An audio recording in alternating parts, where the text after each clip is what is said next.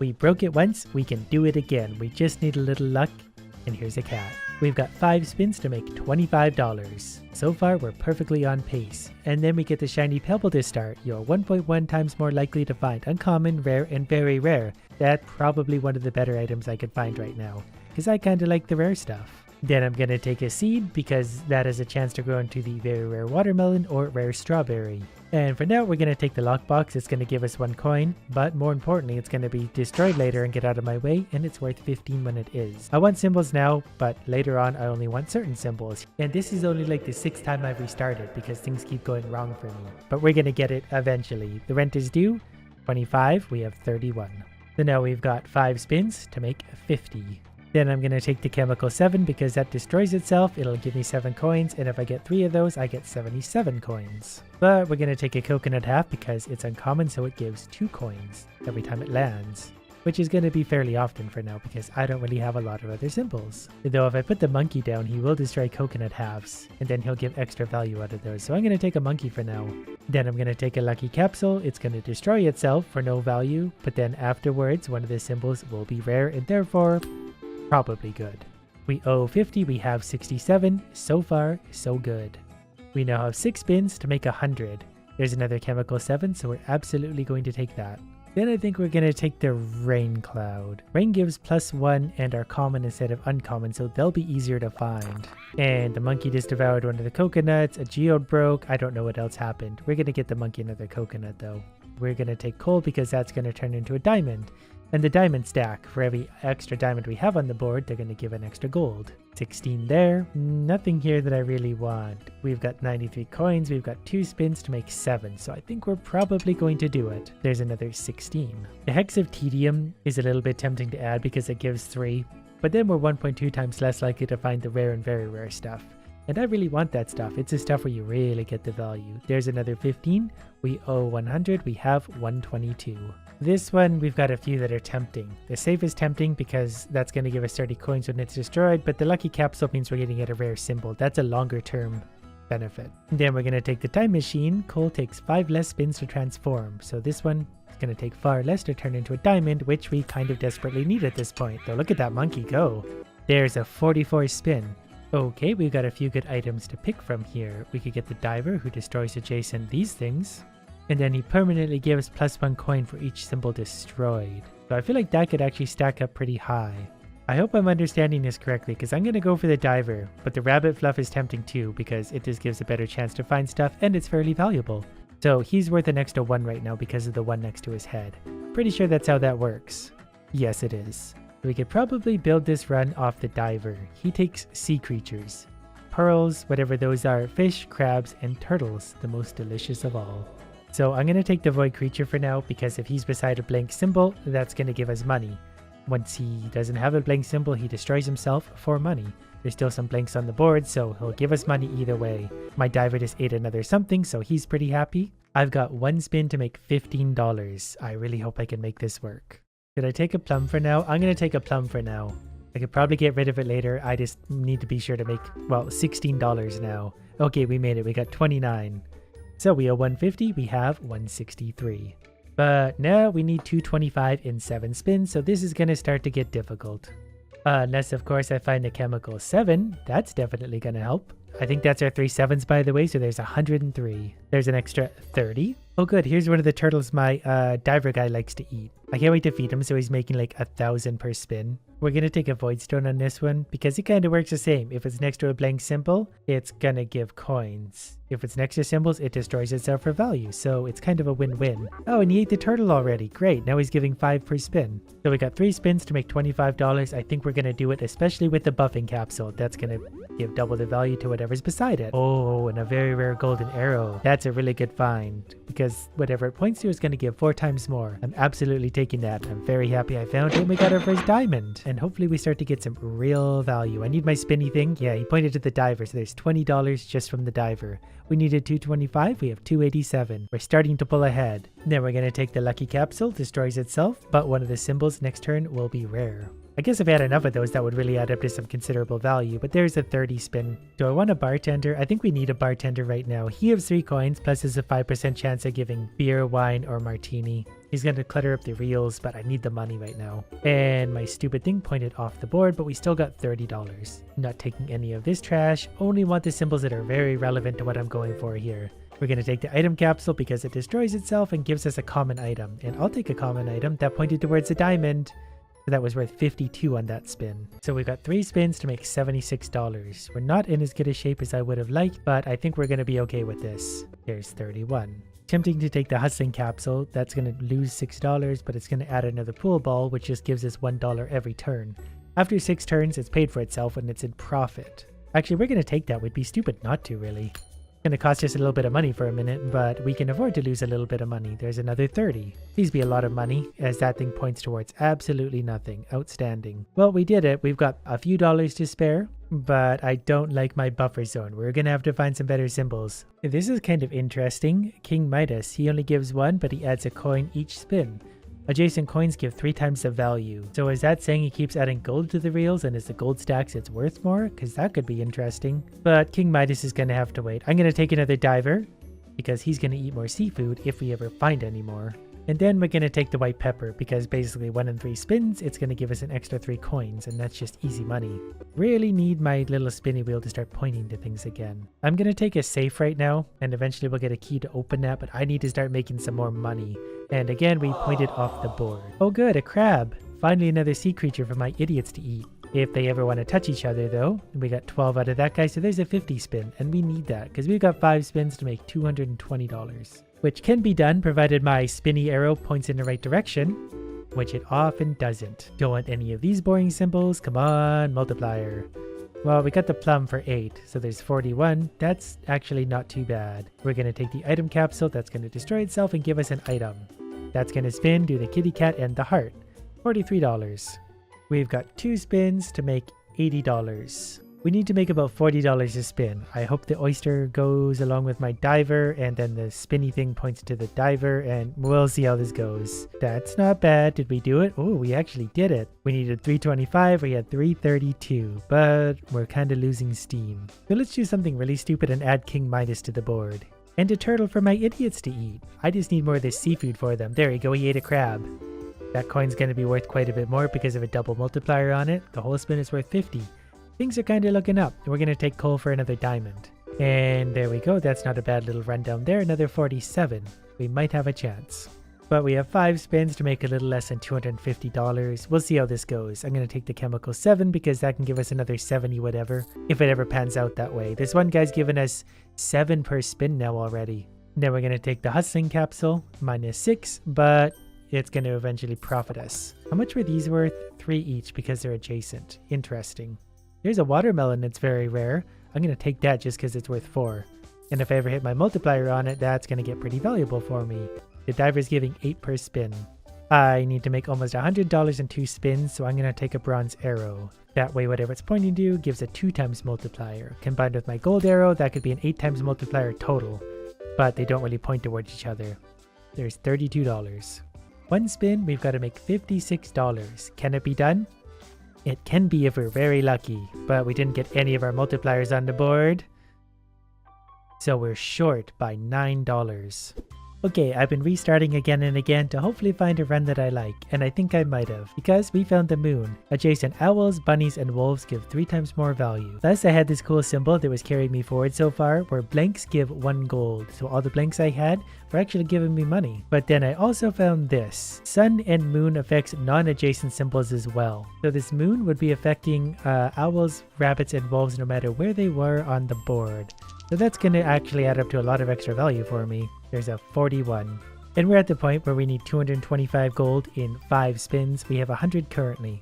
But our spins have been fairly valuable so far. So I'm going to add a rabbit for now because we're going to get double value out of that. If I find more ways to boost the rabbit, I will. But the rabbit gave us 3 as it was, so that's not bad. And I kind of forgot about the Beastmaster. So if he's next to things like the wolves, he's also going to give a 2 times bonus. So we're starting to stack some of those bonuses that I like. We just need to be lucky with what we're getting. So that wolf, for example, is going to get a pretty big boost. He's worth 12 all by himself. then I'm not going to take any of this garbage. I'm way too classy for that. And even still, with our board not being full, we're still making lots of money, and I can very selectively choose what to put in there, like another wolf. The bronze arrow would be cool, but I'm kind of over the bronze arrow right now. That spin is worth 39, so we need 225. We have 291. We just gotta hope to get lucky for more good symbols. We're gonna add a bronze arrow for now. Next is a rusty gear. If 3 or more of the same symbol are not adjacent and not blank, they give 2 times value. So in the case of the wolves and stuff, we could actually start to get some real multipliers going. Or the dice even. But this wolf for now was worth 6. We get a 36 for the spin. That's good enough for me. Item capsule destroys itself, adds an item. And I'm going to add whatever this is for now. I don't know her name, but she's basically going to give us double value, and she's a pretty valuable resource in herself. It just boosted the value of the pearl, I believe it was. It wasn't a huge amount, but it was something. Not taking any of these, we have 4 spins to make 100, so we need to average 25 per spin or thereabouts. And I think we'll probably do it, because this one was 36. Then we'll simply take a wealthy capsule that's going to destroy itself for $10 free.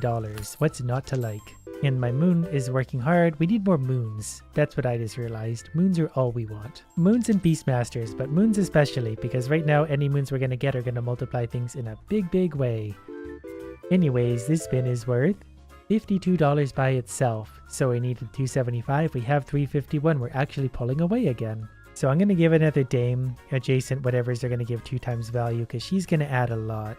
There's definitely a few good symbols here. We're going to take the birdhouse though, because things like the owl give 1 coin more, and we boost things like the owl right now. So the more the base value is, the more boost we're going to get out of them. That spin was worth 42. Not taking any of these, because gooses are stupid. It's starting to take a long time to calculate the value, and that's a good thing. I'm going to take the chemical 7, because yep, it's going to give us 7 when it's destroyed. We stack up 3 of those. That's an easy $77. And I like $77. Oh, we're also going to destroy that for a pearl. But she's also boosting a lot of things. We have a lot of things in general being boosted. Another $51. Mostly because of all the boosts going on right now. There's another 50.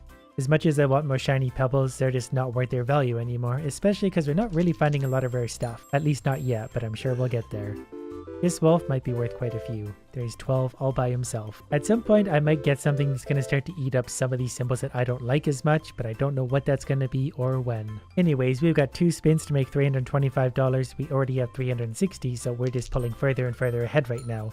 And we really need to be doing that. I'm going to take a coal for now because it's going to turn into a diamond. It's going to leave a dead spot on the reel. But we've got 2 people so far that could potentially boost a diamond plus a 2 times. So we can actually get a lot of value out of a single diamond, potentially. What I want more than anything right now though, is another moon. Robin Hood here is interesting. He gives -4, but every 4 spins he gives 29, so he has a profit of 13 every 4 spins. Well, both the wanted poster and the lucky cat would be very good for me. The lucky cat simply gives a 1.3 times more likely to find uncommon, rare, and very rare. And I thought I had a thief somewhere in the mix for this, but I don't, so I'm taking a lucky cat. That's an easy choice. Hopefully we get more rare symbols and therefore more money. Lots more money, but look at everything add up. Look at all that value. There's another 49. Plus a chemical 7, so a few more of those, and we'll get our $77, which is going to put us further ahead. That was a weaker spin. And then we don't need any of those. Spin again, hopefully for 50 plus per spin. That's what my goal is now. 50 plus per spin. There's 43. Sometimes I feel like the games can hear me. But we've got 5 spins to make $114, so we're definitely going to do that, but I want to be further ahead than we are right now. A safe would be tempting because it gives 31 destroy, but I don't have any keys, and I don't want to add any keys right now because they're probably not worth their value. They take up too much space. For now I want wolves. Wolves and moons. I'm going to take 1 more coal for now because it is a dead spot on the reels, but it is going to give me a diamond eventually. Eventually being the key word here. It's a good investment and I think I'll survive for 20 more spins. There's another 36. Not a great spin, but we're 50 ahead right now. I was hoping to be more. I think we maybe added a few symbols that diluted my boosting. But whatever the case, we're still going to be okay because there's another 53. So we're still 100 up, though we've got 9 spins to make $400. So if we average 50 per spin, we're going to do it. But if we don't get 50 per spin, we're not going to do it. We're going to take a chemical 7. Then I think I'm going to take the purple pepper. It gives 5 coins if 3 or more of the same symbol are adjacent. That might start happening, especially with the shiny pebbles at some point. And considering actually things don't have to be adjacent to be adjacent because of my 1 item, That might actually stack very nicely. There's a rare strawberry we're going to take because that's just $3. That is going to take up a spot on the board, but I'm not that worried about it right now. Definitely not taking any of that crap. Need good symbols or better right now. And also need to be averaging 50 per spin, so if we could start making that actually happen, that would make me feel better. We've got 6 spins to make $200. When I say it like that, it doesn't sound so bad. I must have missed a high spin somewhere there. I don't always pay attention to how much we're making. 62, that's a big one. Okay, so do I want to add one of these guys in? They can give some boosts, but they do take up a spot themselves. I don't actually think it's worth it. I might come to regret this decision, but I think I want none of the above. Buffing Capsule, one of my favorites, destroys itself. Everything around it is worth 2 times more. So in the case of, say, this wolf, he's going to be pretty valuable. There's 12 for both of the wolves. And then we'll take a Void Stone. He's going to give 8 because he's going to destroy himself as instantly as he appears. Then we get an extra 1 for the blank space. See, it all works out. $42. So we got 2 spins to make $2. I really hope we get back-to-back like 60 spins because I kind of need them at this point. I also need someone to maybe eat some of these less than worthy symbols. Nothing going on there. Let's spin again. And I need this to turn into a diamond. This coal is kind of killing me. There's another 55.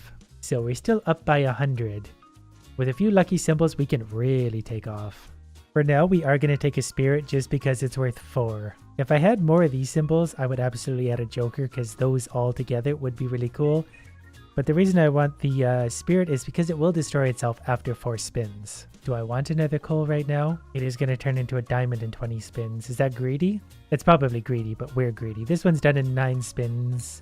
Probably should have checked on that one before doing this, but we get double value out of my flames, so thought that was going to be worth more. We might have diluted our reels a little bit too much. But we'll see soon. We're still making pretty good money every spin. That was 41 after all. 6 spins to make $335, so we need to make over 50 on average from here on out. Having 2 coals here, I didn't realize we had this much coal on the board. There's 3 coals. Those are 3 blank spots on the reel.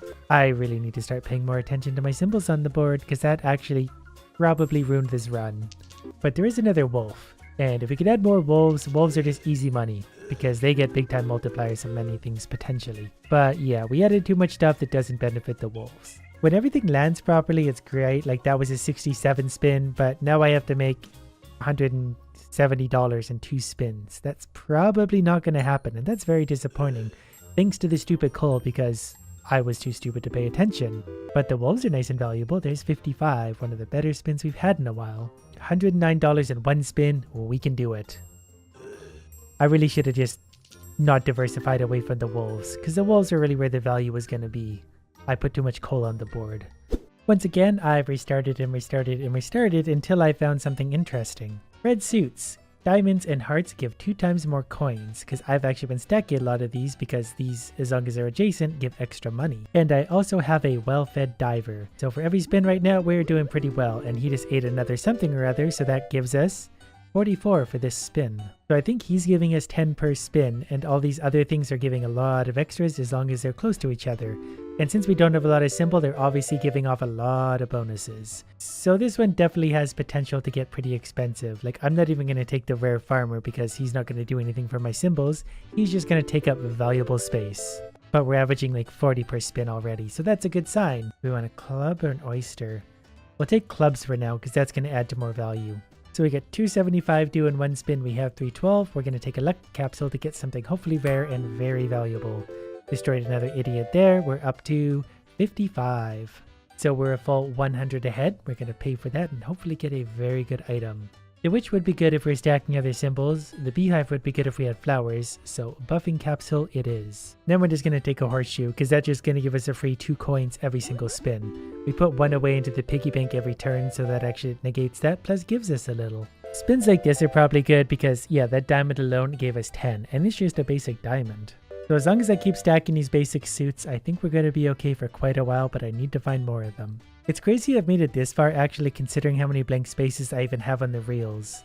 We have 4 spins to make $50. I think we'll be alright, but I do need to start filling these out or I'm going to lose fairly quickly. Here's a pearl for our diver though. He's going to eat that before too long. In fact, he's already got it. So he now gives us, I think, 11. Yep. So we're already 100 ahead and we've got a spare spin to go still. So far we're doing pretty good. Unfortunately, none of these are very good. Hopefully the item will be better. Well, the lucky cat I really like because it simply just adds luck. And the more rare symbols we can find, the better off we're going to be. But our spins are still averaging about 50 per spin right now, which is certainly very good. I'm not finding a ton of usable suits. We're still okay because we're already basically where we need to be with 3 extra spins. But again, that's going to start to catch up to us fairly quickly. But it's pretty consistent. I really want that diver to get higher, and then I want to find a way to multiply that diver. But we're just going to have to wait and see what we get. We still have 5 empty spots, 6 empty spots on our reels, and we're still making it work. We're 125 ahead. Unless we got a piggy bank we could smash open at some point if we get stuck. Beastmaster normally would be something I would go for, but we're not going to. If we take an anthropology degree, that means our diver is going to give us an extra coin, so that's just easy money. Not that he needs any help. He's currently giving us 12. And a buffing capsule went off up here. Not adding a great deal of value, though. We did make 71 on that. A 5-sided die is interesting, so is a bronze arrow. Let's take the bronze arrow to start adding a multiplier, because if it happens to point to that diver at any point along the way, that's going to be a big difference. It hasn't yet pointed to the diver, but that hasn't really seemed to make a big difference, because they're still getting between 40 and 60 per spin. Oh, actually, here's a heart. We do need more of these. What if I've been looking past those the whole time? That's kind of concerning. That heart alone gave us 12. And here's the clubs. So this is going to start to work out very good because they basically can't help but touch anymore. That one gave us 12. Yeah, we're going to do all right with this. We're already 74 ahead and we've got 1 spin left. And we have 3 empty spaces on the reel still. That's ridiculous. And then I'm definitely going to take the spirit. It's going to give me 4 coins and eventually destroy itself. Then we're going to take the lockpick to potentially open whatever crap we happen to find. So we finished that round. We needed 550. We got 635. We're still making progress. There's a silver arrow that I'm definitely going to add because whatever it points to, 3 times the value. Here's another diamond.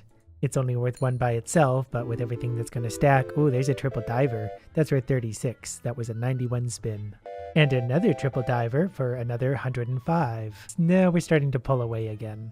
So everything stacking up should start to be pretty valuable depending on where it's situated. Is it weird that I just got a diamond spawning, but I'm taking the spades instead? No, it's not, because they all multiply into huge value. This diamond right here is probably going to be worth 24. And here's another one.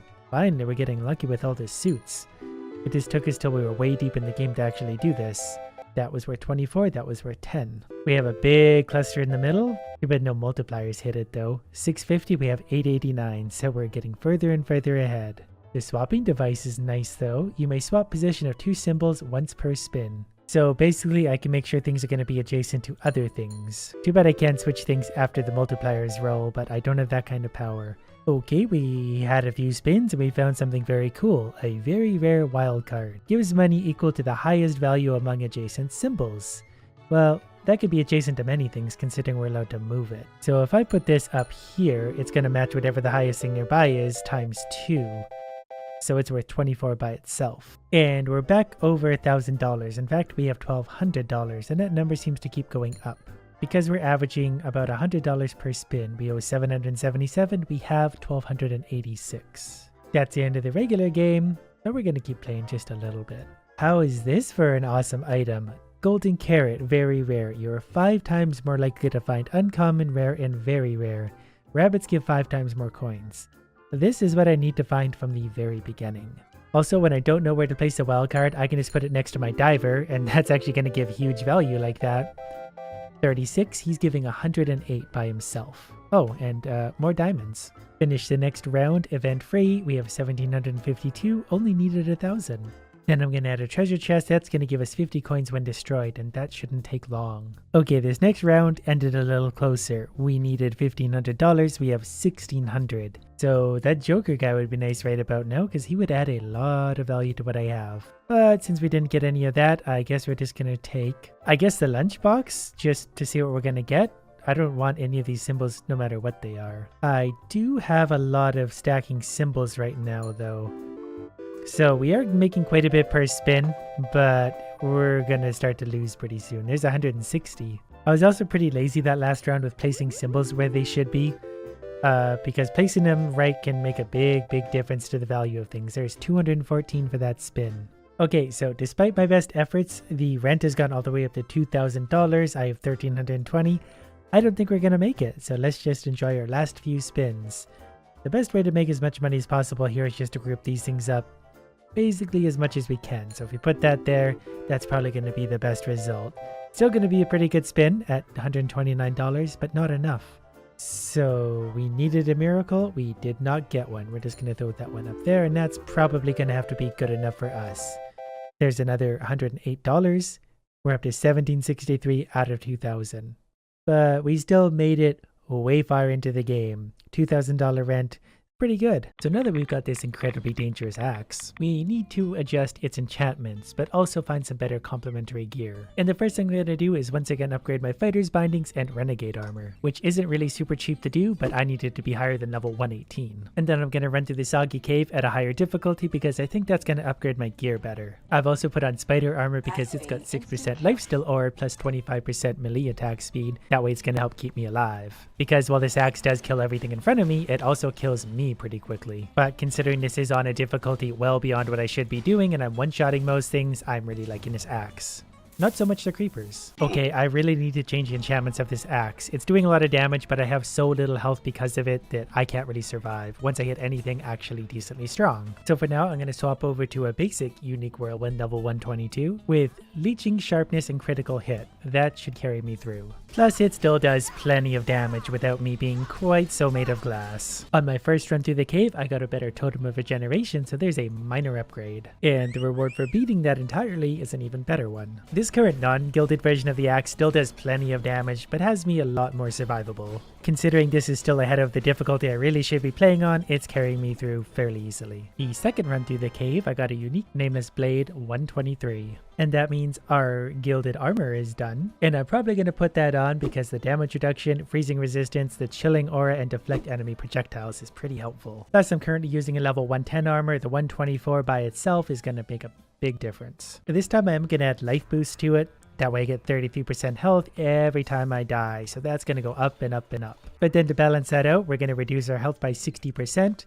But we're going to get an 80% extra damage bonus. And once again, I'm a glass tank, which was what I was trying to avoid, but every time we die, we'll come back with more health, so that'll probably work itself out. Or maybe it won't, but we are hitting things for about 25,000 on a crit and 8,600 base damage. We can put it to the test against these guys. I'm going to pop my artifacts, and we're just kind of going to melt them. And considering I have 60% less health, there's no way I should be getting away with this. And there we go. Item power after upgrade, 127 to 130 for my fighter gauntlets, and same with the armor, so those just got a big upgrade. And I'm definitely going to put this armor back on to go with my fighter's binding simply because of the attack and weapon speed attack bonus. And then we're going to give some things back to the blacksmith just to pull the enchantments off them for now and give them an upgrade while we're at it. Going to cost me a lot of emeralds, but I have a lot of emeralds to spare. And now my gear score is up to 123, but if I replace a few of these, I might be able to bump that up a little bit more again and therefore get better upgrades. So I need better mushrooms, which can actually be found here in the Warped Forest, so we're going to try it. And the newly upgraded fighters bindings really seem to make a difference because they actually got a pretty big boost of damage thanks to their little level up.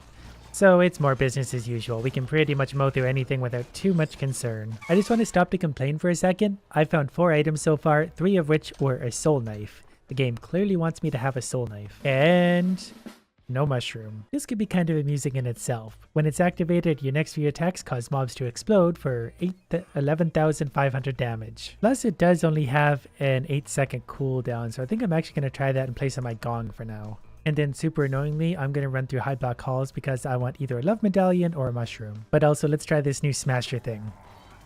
Alright, well, I'm sure it had some damage in there somewhere. It's a little bit hard to see because we attack so fast, but I'm sure it's great. And it'll probably be good for guys like this, who are very strong at the best of times, so when they're enchanted, they're going to be extra hard to kill.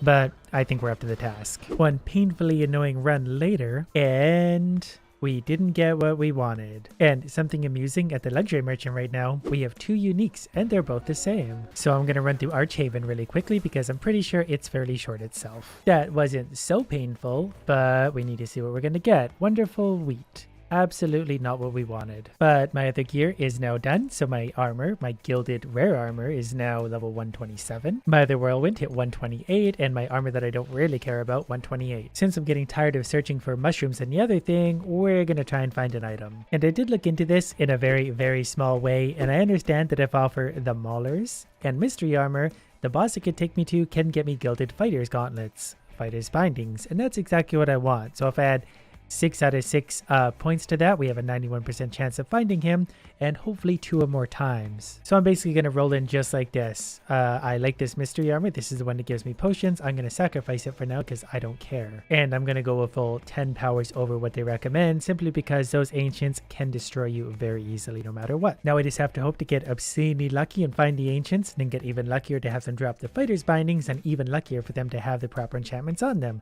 That's probably like a 1 in 14,000 chance, but I've got time. Plus my upgraded gear should make it very easy to pretty much walk through all of this. Everything dies pretty quickly, and it's not going to be too much of a challenge. Finally found my first ancient area, and this is looking right. It's supposed to be the mushrooms. So now what we gotta do is hope for some incredible luck. Where are they gonna spawn? Gotta get to them like right now, otherwise they're probably gonna kill me. Oh wait, what did... Something dropped that was rare and gilded at least. Dual crossbows, so not necessarily great. That does come with a built-in rolling makes next attack stronger though, and that is a pretty good one. But I don't like dual crossbows. But as far as I know, the golden cow is the one we need to kill to potentially get the Fighter's Bindings, and I would really like a gilded version of those. Disappointingly, we died, but also the second ancient cave we found was not an ancient cave at all, but it is going to give me some gold, so at least that's something. I did find another mushroom area, so it was worth the cost of entry. No matter what we get, at least we did have 2 opportunities to find what we wanted from this idiot. I feel like he was stronger this time around. There's something on the ground. I can't really see what it is. It doesn't look like Fighter's Bindings though. It is, again, dual crossbows. This one has spawns poison clouds. And we get a 3rd attempt on the same run. I mean, it can really only give me the crossbows so many times before it has to give me something better, right? Yeah, once again almost killed me. I'm not sure what's lying on the ground. It's armor though. It looks like unique. Nope, it is just ghostly armor. Rare gilded ghostly armor. Briefly gained ghost form when rolling. 30% chance to negate damage, which is interesting, and deflect enemy projectiles. So it's kind of a safe armor, but I don't want it. Found another cave, but it is just a gold cave. I think I found the end. We did not find our gauntlets. At least not yet. 17 million damage down over the course of that entire level. But Dummy here does now have 2 of his items unlocked. He even has a deal on one of them. I can restock for only 10 gold.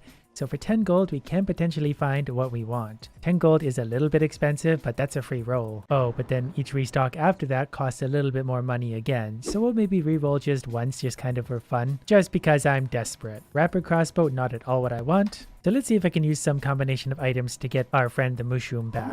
If I give up these items, with the unique being frost armor, it does give us the frost warden, but it's not the frost warden we want, and you might have to give a unique item to get a boss to spawn. I do have one more set of maulers I could give up, and I think it's the symbol that looks like this. That's maybe the one we need, so the dancer sword might also be able to spawn the right boss. But it looks like I might also need a set of mystery armor just to make that happen, so I'm gonna go find some mystery armor. And I'm basically gonna use my speed gear to run through it, because it's gonna be much quicker this way. Plus this quick little run does lead me to a very secret obsidian chest, so I'll potentially get good stuff out of here.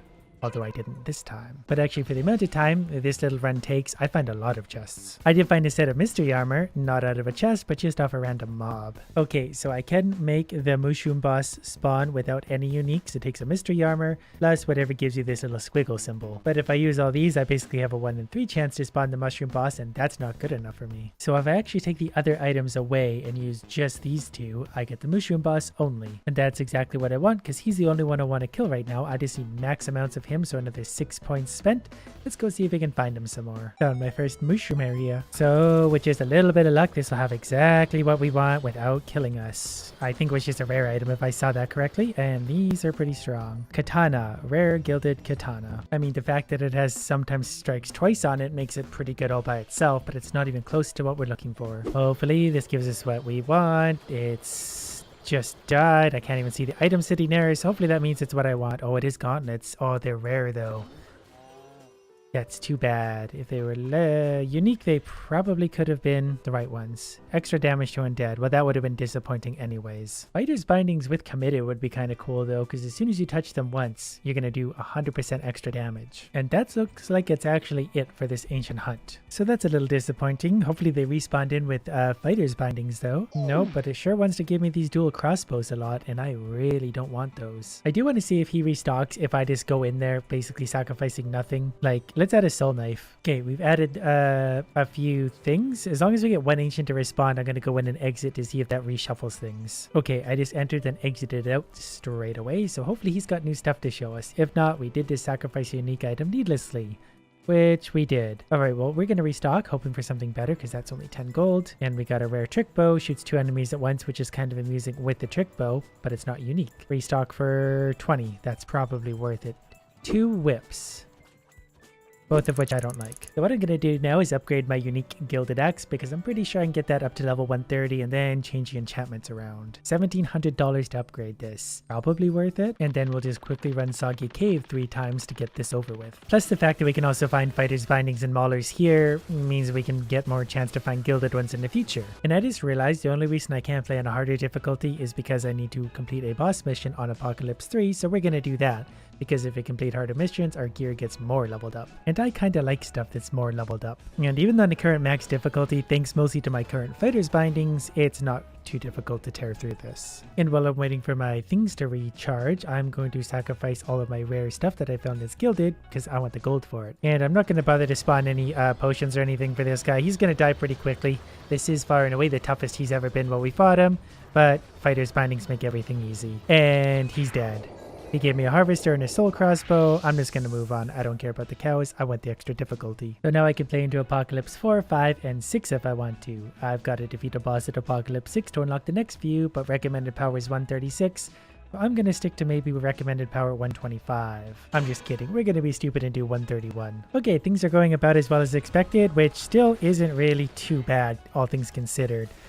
Things are definitely a little bit dangerous, but as long as I'm kind of paying attention, I think we could probably do this. Maybe not. In my defense though, there is an absurd amount of enchanted creatures very close to me in this for some reason. Usually there's not this many. Maybe that's because it is on a higher difficulty, or I just have bad luck. And you'll never guess what we found on this hard difficulty. Fighter's Bindings, level 127. And they're actually not bad at all. They have Radiance and they have Swirling, which are the 2 bases that make this thing pretty much unstoppable. Plus they have a chance to stun enemies or hit twice. Hitting twice isn't really a big deal on something that attacks like 1,000 times a second, so I would probably go stunning on these. And those are debatably better than mine that are that, but they have critical hit instead of stunning. So I'm going to hold on to those at least for now. And the blacksmith is done with our super gilded axe. The power is going to be 128 to 131. We of course drew the minimum because our luck is terrible today. But that did bump it up to 5,300 base damage. So we can maybe give this a try, but we're definitely going to put Radiance on it to try and counteract that deal extra damage thing it does. And then maybe instead of Dynamo, which is really cool, we'll go with Gravity. That way you just have to sit there and swing and it's going to draw everything into die. I've liked it before, it is powerful, we're gonna try it. It's just really a shame not to use an axe like this, it is so very rare. So let's go see if we can dig up another mystery armor. So far the axe seems okay, it still feels slow, everything does compared to the fighter's bindings. I mean, it works, I'm not dying, I'm definitely surviving and killing things with a little bit of help from some healing. But this axe with just some slightly different enchantments probably could have been a lot better than what it is. It's not bad, it's very good now, but I always want the very best. The Radiance does make a big difference though, it helps to negate the damage it does to itself. And since I'm just kind of hanging out waiting anyways, I think I want to try upgrading these other fighters bindings with the stunning on them. On my second run through the cave this time, Hunter's Promise, which could actually be kind of interesting because it has Accelerate, Multi-Shot, and Rapid Fire. So you could get that thing going pretty quick and you have a chance to regain arrows with its Infinity. So that could be a non-stop stream of damage. And the next run, here's a Dancer's Sword. Not exactly my favorite, but maybe it's got some amazing enchantments. Nope. After that run, I did find a level 127 Gong of Weakening at the Merchant, and I'm actually going to buy that because that will boost my score quite a bit. And the gauntlets are done at the blacksmith. They're going to be 128 to 132, 129. So they didn't boost by a lot, but they are better. We're going to try basically what I'm using, but with stunning instead. My theory on these ones is we're going to lose a little bit of damage, but we're going to be a little bit more survivable because, well, whatever we're hitting is going to be stunned indefinitely. So for guys like these especially, if I can start hitting them and stunning them, that's going to be great. Obviously, there's a mob of them, that's not going to be super great, but I can still stun them, and that's the important thing. And there's some mystery armor already, but if I was seeing that correctly, I am actually stunning things that I'm not necessarily directly hitting. So that's pretty important. If I get surrounded by a big mob, I can stun everything around me. That's going to save me a lot of heartbreak. And I have about a 1 in 6 chance of stunning things when I hit them, so that's pretty good considering how fast we attack.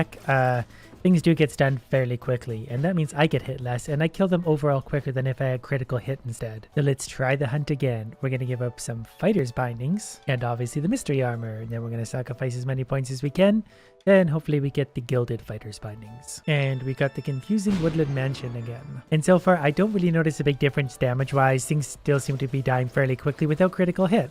But this way it's just a little bit easier to kill everything and less worrying. First attempt at the fighter's bindings, and the extra stunning I think probably helped because I kept those cows pretty stunned for most of that. I don't think I even got hit there. But dual crossbows, like always. And a boring gold room. And another gold room. Found another one. I'm feeling lucky. Although I kind of screwed up the beginning of this, but whatever, everything's mostly just stunned and we're just gonna power on through this. Katana. Have we found one gilded unique today?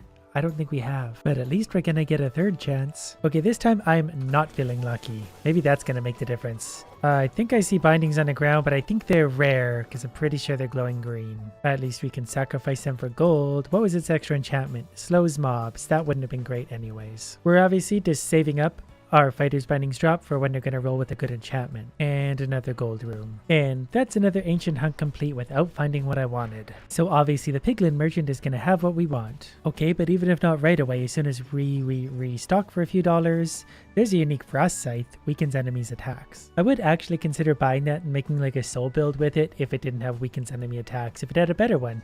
Another 20 gold, and we got the chainsaw sword. And it slows mobs. Restock for 40. Probably worth it. Still nothing there. Restock for 80. This is the last time we can do this, and no uniques. But at least we increased all of our stuff. Okay, pretty simple concept today. We need to evolve this into some kind of disaster. But also because we have that constantly chasing us, we're kind of going to have to do this on the fly. But apparently as long as I have at least 2 legs, I can outrun the giant crusher. We're actually a vacuum on 2 legs. I can hoover stuff up.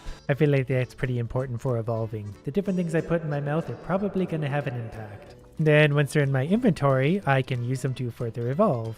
Oh, I've got super jump now. That's far too useful. I need to make this thing about 80% less useful. So what happens if I eat this? Seemingly nothing. What happens if I eat this guy? I'm a little concerned I'm about to spend the next 4 hours just eating different creatures to see what happens. But I'm also pretty okay with that. What about you? Have I eaten one of you before? Eating the shellfish made me fat. Anyways, I'm not particularly interested in the things that I can't eat. I only want things that I can eat. I mean, I'm not gonna lie to you. This is off to a pretty good start. And the cylinder has, for whatever reason, stopped for a second, so that's gonna give me time to put some things in my mouth. And if I'm understanding this correctly, a lot of the items I'm hoovering up are simply for food and water. I do need to feed and water this creature to some degree. I think it's when I manage to eat other creatures that potentially gives me upgrade points. Like whatever these things are, it looks like something's happening. It looks like it's in distress. I can now make a sound that will frighten predators. Press C to activate. Yeah, that's great. Don't think I'm going to be able to deal with this creature, but I can honk my horn at it. But it looks like a pretty big world with lots of good stuff to put in my mouth. I just ate a fish and I can swim more quickly. I can't jump as high anymore, look at my little legs, but I can swim better, so I don't know what use that's going to be. So I can't hurt the snails, but this thing probably can. So if I lure him over to the snails who are very slow moving, I'm pretty sure he's going to get a free meal, and we're going to see what happens when a snail gets devoured. Well, we made the snail float for a second. Come on, clamp down on the snail. Not me. Not me. We're all the way back here? Do you know how many things I had to eat? So I can either eat the creatures or make the creatures drop something that can evolve me. That's what I'm understanding so far. We're back in business. I think for now I'm going to stick with the ability to jump high because I'm probably going to be able to jump onto things, and that's going to get me either into or out of trouble. And the cylinder's moving again. So we're encouraged to keep moving, but I'm pretty sure there's going to be some fun stuff to eat along the way, so I need to be paying attention. Because while this thing may look like it's suffering now, it's going to get a lot worse. You look kind of like me, but dead. Come here. Oh, gems? Oh, there's so many things I need to put in my mouth, but so little time. I don't know what that is. I think the smartest way to do this might be to just get way ahead of the cylinder, and then we can stop and take a little breather to eat what we want along the way. Oh, honestly, that thing get crushed though. Revenge. Yeah, there we go. I might have picked a poor route because I'm not a particularly strong swimmer. If you want content where people make good decisions, you're on the wrong channel. So I'm told that if I can get to these and step on a button, it will actually stop the cylinder for a second. And that should give me some time to put some things in my mouth. So until that tower's ready to break, we should be good. And we found some snow, so we can maybe find some kind of fur. Well, we're actually going to need some fur because my thing is pretty cold. And as much as I want it to suffer, I don't want it to die entirely because that's really inconvenient for me. Maybe I need to eat one of these things? Yeah, it looks like that'll actually do it. We're gonna get furry now. We're gonna be a furry, fat, bulgy eyeball. You know, I didn't think it could get any worse, but I think we've actually done it. We have furred skin now. Hello, would you like to be eaten? There you go. Oh, I thought it would get consumed. Alright, well, we'll put it in the oven then, because I assume that incubates it. And now I have a twin. It's a little bit leaner and less furry. First chance I get, I'm going to sacrifice it, probably to the cylinder, but maybe just to a creature that wants to eat it. Maybe even just pawn it off to the highest bidder, I don't know yet. What do we think's on top of the cliffs? I'm a pretty good jumper these days. And despite its hefty appearance, this is actually the off-road model. There doesn't seem to be anything super interesting yet, but we do get a nice view of the world. And that looks important. And I'm going to go push my friend here into the blue light to see if it evaporates. Okay, this might not actually be a rock after all. Why can't I be that big? I have to be a furry orb the size of a volleyball. 2 out of 3. I assume we need one more of me.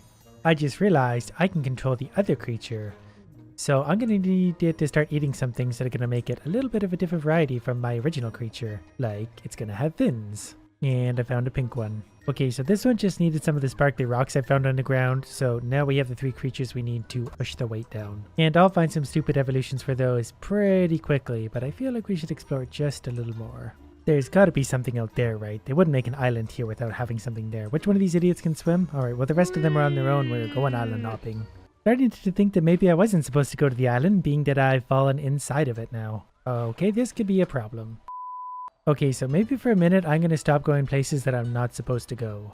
Although I didn't see this egg last time, so this is something new, and I think I could probably find my way to it. And then it's just a matter of finding a home for this egg. And just like that, we have another weirdo. Okay, now I've got 4 in total. And that should be more than enough to weigh this down, provided my idiots can figure out how to get on. I'm not really sure what this sparkly is for, but I'm probably going to hoover it up for now because it seems to have some kind of value. I don't know what to make of this. Is it a shapes game? A square creature can go through a square hole? Because that makes sense to me. It gave me an organic cube, which is great. But I found one of the cubes, so I'm going to feed it to one of my other people because I kind of like my furry ball. This little weirdo, however, is going to be a square. Yeah. This is the pinnacle of evolution. Clearly things should have evolved to be squares. And there's definitely a few squares around, so I don't know how many squares we need. So 1 block guy into 1 block area. That seems to have opened the door, so we only needed this many. And we got a pink weirdo. Not really sure where to go now, but I kind of want to go see what that thing is. It was hiding eggs from us. Yeah, I'm borrowing some eggs, by the way, so no big deal. If you want, I'll trade you for one of my followers, but I do want some of your eggs regardless. Did you actually kill one of them? That's okay. I got an egg. That's all I want.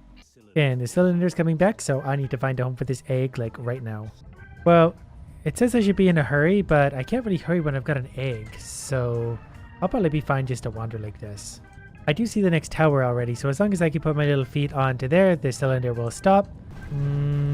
Probably gonna have to roll. Okay, I think even rolling, it's probably faster than I am, and my friends might have just been crushed. No regrets, though. Yeah, Gotio has died.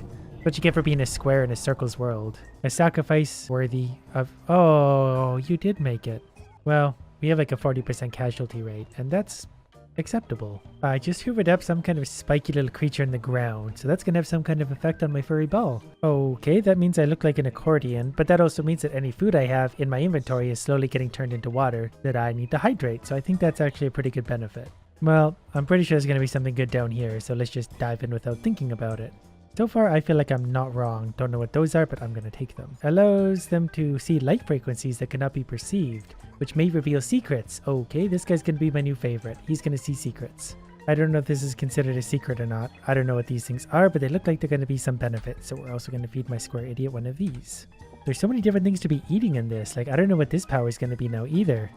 But I'm going to feed it to this guy because I feel like he needs some kind of a boost. He's been very lonely just as a plain elephant on 2 legs. Mineral processor. So I guess he's the one that we are going to feed rocks to. And now he looks like this.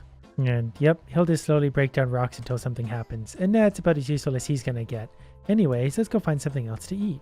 I just need to find the right thing that's going to bone evolution up real bad. Or is that the infrared light that's telling me there's stuff down there? Nope, it's poison. For now, we're maybe going to ignore the poison because I feel like over here there's probably going to be something that's also quite good for me. And luckily for me, I made this idiot furry a while ago. My friends, however, might freeze to death, but that's their problem. There is a nice little cave full of all of that stuff. Not really sure what it does, but I'll take it. Okay, whatever this is has to be important. They don't put something like this up here if it's not good, so I'm going to spit out whatever that was, and then we're going to put this in our mouth. Ooh, this looks like it's going to be good. Skin to grow a patch of grass-like hair which attracts sack flies. Okay, we now attract flies. There's so many things to absorb and so little. What are these? Hello? Can I eat you? I don't know what those are. I can't put them in my mouth, so I don't really care right now. So for now, we're going to settle for entering the Trebum Shrine, which looks just fine. Okay, I found my way up to whatever this thing is, and I definitely can eat it. So what's going to happen to this monstrosity now? Its eyes are going different directions now. That's fun. You can look for specific ingredients. Okay, so now it's got 3 eyes. There's 7 butterfly symbols all connecting to this. So because the butterflies are following me? Are they following the hair thing on my head? Is that what it is? Okay, I might finally be onto something. They're going to very slowly follow where I go. So if I lure them all over, it should light up the thing, and then we'll get to do whatever's next. Hopefully more ridiculous evolutions. There we go. That seems to have worked. I didn't need to murder these 9, but I sure did. And to pay respect to them, I'm going to spit them back out on the floor. Well, they'll be remembered forever. Basically, that cave gave us objectives and a map, so now we kind of know where we're going. But in saying that, I think I've done enough damage to evolution for one day. You know what the best combination in the entire world is? Overwhelmingly positive and free. And that leads us to here, where we pick either a bird or a pod. I don't want to nurture the seed, I want to eat it. Bird, get in there and do your thing. And I don't know where this is going to take us, but the story begins here. I believe these are eggs. We want a massive egg for massive suffering for this tiny little bird. How is that going to work out? Maybe the next bird will be big enough to entertain us better. Okay, so it's either an angel or a devil. It's going to be an evil egg or an evil eggplant. Were we supposed to murder it already? Because I feel like that's what we just did. Nothing a little ice cream can't possibly fix though. So, okay, he's going to go on into the egg. Oh, we turned it into an ice cream store. This is exactly what I saw happening this entire time. I meant to bring us here. I'm that good at predicting things. Okay, apparently that took us to the end. So this time, let's try the bird, who's going to come in and eat the seed. But what if it lays for us just a little egg? It gets catapulted into orbit, but the egg comes down, so that's good. We'll have a down-facing carrot because that's just natural. And clearly this game is only full of natural, realistic things. If you're having trouble keeping up, good, because there's nothing here to understand. Let's light everything on fire though, because that's going to make everything better. We just incinerated the rabbit. We didn't get an achievement that time. Usually when I burn a rabbit, I get an achievement. Are we just supposed to be growing the seed? It plants itself, so that's kind of handy. We can either feed it fertilizer or water it. Let's just give it some water. Let's try and be normal, just a little bit. It's going to grow into a beautiful flower, which we could then tuck into a drawer, or we could drop a bowling ball on it. And a bowling ball sounds like more fun. We worked so hard to raise that flower just to smash it. Very happy about that. And so is the bowling ball, as demonstrated here. It would be nice to give it a brain, but a hat would make it look better, and looks are more important than brains. At least that's what I'm told. I don't have either, so I can't relate. So then, do we pick the apple or the pumpkin? You might be intimidated by the pumpkin because it's probably bigger. So let's give that a try. Oh, we turned him into a pumpkin because our magic rabbit again. Who then jumps into the pumpkin and disappears. And then explodes. And we're back to the beginning. Did we get an achievement for that? We did. Yeah, this all makes perfect sense. I entirely know what I'm doing. So idiot here eats the seed. He's going to flop out a big old egg. That's not going to be fun. I guess that probably also makes he a her. But then it's going to be an angel instead. And the light bulbs make it levitate. Then it falls down and cracks open into a monster. A monster with a halo that's also Pac-Man. Does that make sense? No, we're back into a giant seed. It's a circle of life. Okay, now they're nesting seeds. And we're back to where we started. Is there somewhere we're trying to get? Not that it matters. This is still more successful than most of the games I play. At least this one has a stupid bird. Then let's follow the same choices almost all the way along. We're going to go for the big egg, but then we're going to go the devil like we did earlier. And for the first time ever, I'm picking something over ice cream, whatever this is. A hole in the ground where the egg is going to fall right on through with a little bit of coaxing. Then do we turn it into cereal or do we have a cloud rain on it? Let's try cereal. We can turn this into milk or something. Yeah, here's some udders. That's also like a dog. It's Being on the egg. That's moving away now. And now we're just left with this thing, and I'm strangely amused by this. Is it a cow or a pig? Frankly, it's neither. But if I could have one or the other, a cow is probably more valuable. So let's go with that. And Alien is probably going to turn it into a cow. At least I hope it is. Or it's going to make it explode. I didn't know they were just going to take it. My udders got abducted, and I'm very unhappy about it. Okay, say we make it back to here again, but instead of going the cow route, we go the pig route. Is that going to make any difference at all? Gonna get to eat an apple, and then I'm pretty sure it's been rotisseried, which is probably a better outcome than the alien one. And that's gonna form right back into a seed, so that's clearly a dead end, just like my life. So let's follow the bird route along and see what exactly we can find. I'm just worried this is some kind of puzzle, and I wouldn't know it because I wouldn't understand the puzzle. But we're just gonna keep clicking on things until something happens, just like I always do. So by the time we get this egg down in its hole, we know that milk only leads to cows or pigs, and both of those don't go anywhere, so let's try the rain cloud, or the cloud in general, which is actually just an egg on a string, maybe being held up by a cloud though. Yep, it sure is, because that's an everyday event, and now they're stacked. And we can either shield that egg from presumably rain or hit it with lightning, and we're obviously going to hit it with lightning, because that should invigorate it nicely, or turn it back into the seed we don't want. I found a new button to click on, which shows us, I guess, probably all the endings we found. I also realized after clicking on some more buttons that I actually have more control over this game than I thought. If I want to go back a decision, I sure can. Or at least back to the beginning. And then making our way gracefully back to this point, instead of hitting the egg with lightning, we're going to throw the umbrella down, and hopefully that's going to take us somewhere different and not back into a seed. Because eggs don't normally become seeds. But I also don't know anything about anything. There's our seed again. But let me guess, that got us one more ending. So we're like 1/3 of the way there. So then after picking the angel route, we could either turn into Pac-Man, but we haven't tried this one yet. I don't even know what this is. It's like eggs on a swing. Or an elephant stabbing it to death. Which is an option I really wish we had more of in games. We don't get to see that anymore. So I think we need to go with the devil option now. So we're going to go for the devil. And I think we've exhausted all of these, so we need to go back to the ice cream option. And that's never a bad idea. He's going to get in there and turn everything into back home again. So then if we take the small egg, let's turn the upside down carrot into something magnificent. Oh, they're going to sprout right out of the ground. What happens if you plant them upside down? Then the egg drills into the ground, and we can either pick a elephant or a duck. I mean, the elephant seems to have done pretty good work so far. He just smashed the life out of our egg. So let's bring him back to admire the carrot. Yeah, I know how to talk, but I feel like I don't need to talk in this game. It kind of speaks for itself. I don't know what to say anymore. We have elephants, like we have helicopter elephants looking at a giant carrot. Oh, let's see if we can crash them into each other. Go. Okay, they're shooting carrot pieces at each other. Magnificent. Then one's going to be crowned the king by a goldfish in a toilet, but he left the crown behind. He becomes a bubble and floats into the sky. This looks good though. Oh, I thought that was actually going somewhere interesting. And that was actually so far in that I'm not even sure I remember how to get there. We get the bird, we get the little egg, which vaults him into space, and that never gets old. Then we take the upside down carrot. But then what happens if we take the elephant again? But then at this point we go up instead of horizontally. They're going to tether that carrot up and crash into the ground. And then they get rocketed away by the carrot, because of course they do. But instead, if we make the elephants go horizontally and they have their carrot fight, instead of taking a goldfish king, we're going to take cups, upside down cups. No, we're going to have identical carrot slices. Well, they might actually be cups with things under them. And of course, we reveal the seed will put us right back to the beginning of the goddamn game. And if we take the duck over the elephant, that brings us to here. So we obviously going to stab it in a murder scene.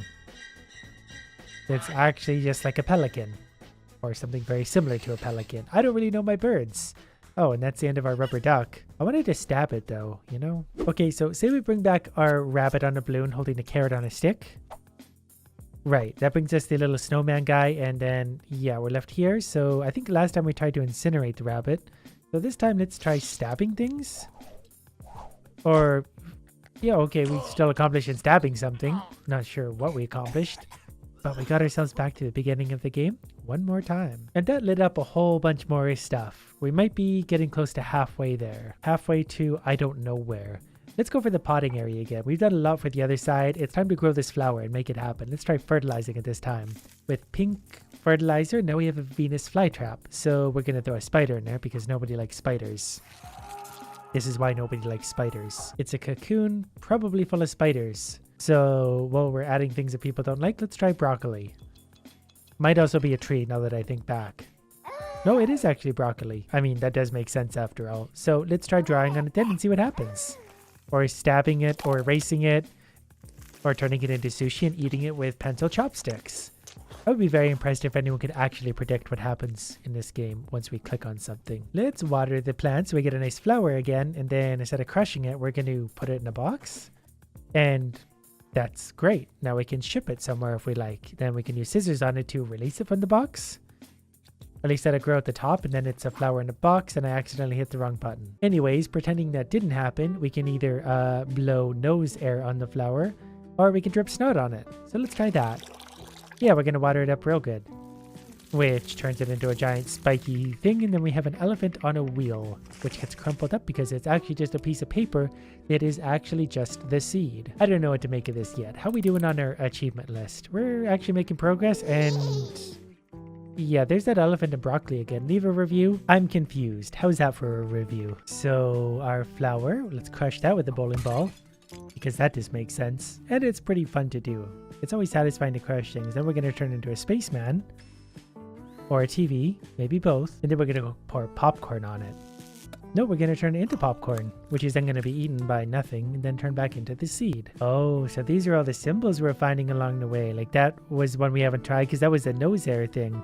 We haven't found the heart, the broken heart, the beehive, or death. And those curiously probably all belong to the same quest line, which we'll find eventually, after we nurture this flower into its beautiful pink self. Then we stuff that in a box because this is far prettier, and then we're going to draw in the box. We can make it whatever we want. I think it's going to be a house. Here's the beehive and a bear. Let's try the bear. Like Goldilocks and the Three Bears? No, he's just coming by to give it a knock. Only Dad was heartbroken because he doesn't actually live here. He doesn't live in a house because he is in fact a bear. Oh, he's mad at it now though. This is what I wanted. He's gonna kill everyone inside. Here comes the helicopter to take him down. Nope, but he's got laser eyes. And we just murdered everything. That was kind of neat. But then say we have our quaint little house full of adorable flowers. What happens if we put bees on them instead? It would be great if we could turn the beehive into a wrecking ball. Well, that kind of actually worked. Here comes the bees to get into the bath with what looks like the seed again. So I feel like this is somehow just going to turn back into the seed. Thank you, bee. It's just what I wanted. I was just thinking to myself, I haven't seen that seed in a while. I would really like if it came back to me. But we got one full row completed. Almost got this one too. I just need the heart. So let's go back to the bear and give him a heart. So if he breaks his heart, he destroys the house. What happens if he has a heart? Does he love the house? He does love the house. I don't really know what that... never mind. I now know basically everything in this game. It all comes back to the seed eventually. That's my prediction. But then if we take the box route, we put the flower into the box, develop a nose, and blow nose air on it. No, we absorb it into our nose. And exhale the petals for a natural high, which just brings us back to our seed again. Maybe we should be playing with the Venus flytrap more. I've really only done this once. There's a lot of different options for how simple it seems on its surface. We're going to feed it some delicious flies because it probably likes that. Oh, never mind. The fly actually likes to eat the Venus flytrap. Then it's going to defecate all over the floor. Nope, something's going to try and defecate on it, and now we have a sundae, which requires an eggplant? What I assume is an eggplant? Yes. While we're at it, I mean, we have like 2/3 of a cucumber sandwich. We might as well just complete the whole thing. And yep, that actually worked. Now I kind of want a cucumber sandwich. Okay, this time instead of eating the fly, let's hit it. Oh, we actually got it. I thought they was going to turn the tables on us. Ooh, we could have a ghost or death. Let's try a ghost. Let's scare them. Then we're going to kill them. They summoned something. It was the seed. They summoned the seed and got magneted away. Okay, so instead of scaring them with the ghost, let's murder them all. Do we hit them with fly poison? Or we put on a whole theater production? Because, yeah, also logical. I saw this coming as well. That was horrible. Execute everyone. No, wait. Torture them, then execute them. That's too quick. They've got to suffer to know how bad they were. I don't normally give out compliments, but we'll give it a try and see what happens for once. Maybe something good will even come out of it. I don't know. Nope, just back to the seed. But how are we looking on our list of things to do? Actually getting pretty close to the end. It's actually going to be just a little bit hard to try and find all the symbols I haven't done yet because I start to lose track of where I've been. For example, I forgot that this led us to the rabbit. And then if we stab him, is this a dead end? Yep, it takes us right back to the seed. But if we take the bowling ball route, we crush the flower with the bowling ball, it takes us to here. And instead of giving him a nice hat this time, we're going to give him a brain, which is more than he deserves.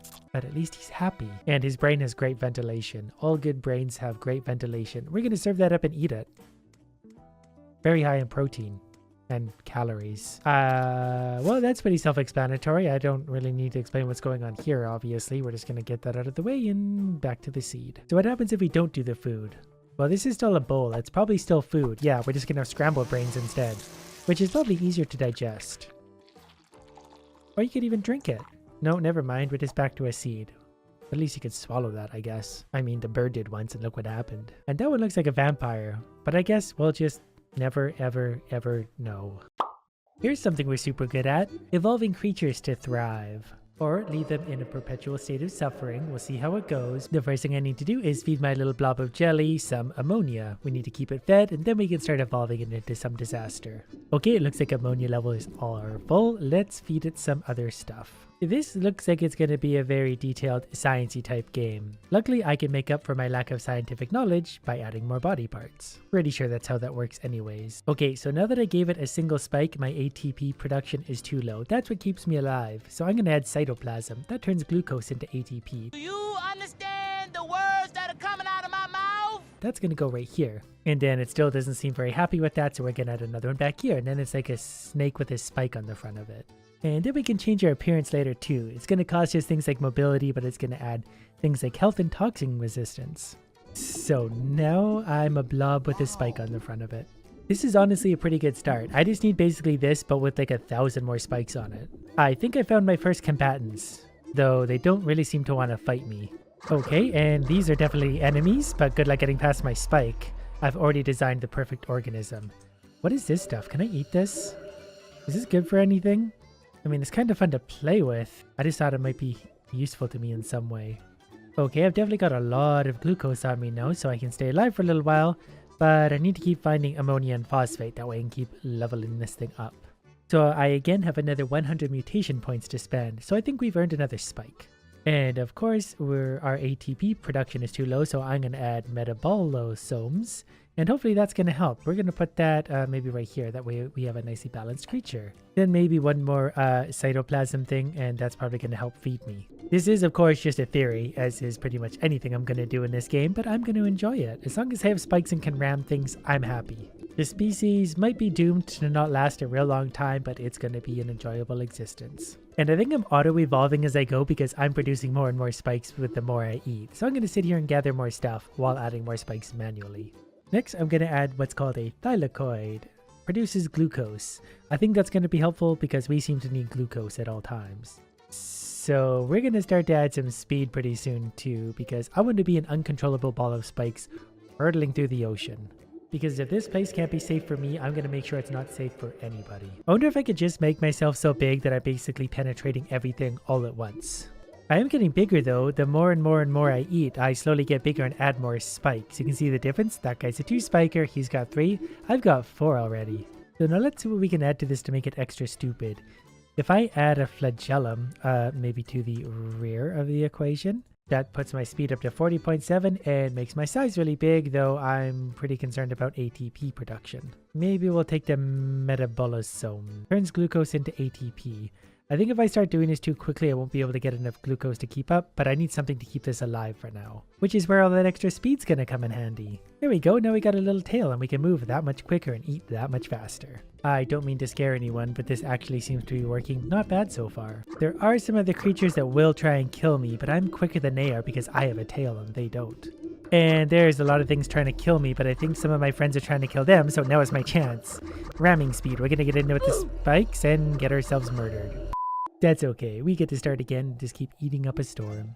I think the next thing I'm going to have to work on for my little weirdo is keeping it fed better, because it's turning glucose into other stuff at a pretty good rate. But maybe I should add rusty cyanin, because that turns iron into ATP. And we're getting a lot of iron and we're not really doing anything with it yet, so we're going to add one of those, I don't know, back there maybe? That slowed our speed down a bit, so we're just going to add another tail to make us quick again. We're going to put this one over here because that's nice and balanced. And then the game isn't super happy with that, so I'm going to see if I can delete that. The only question now is, do we add more spikes or tails?